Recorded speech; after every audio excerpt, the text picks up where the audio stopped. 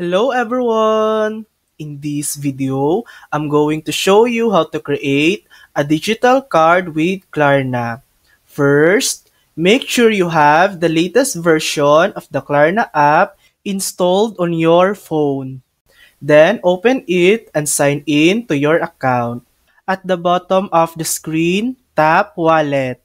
Here you can see all your existing Klarna cards.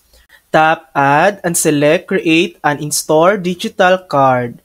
Browse through the list of available stores. Choose the one you want to shop at.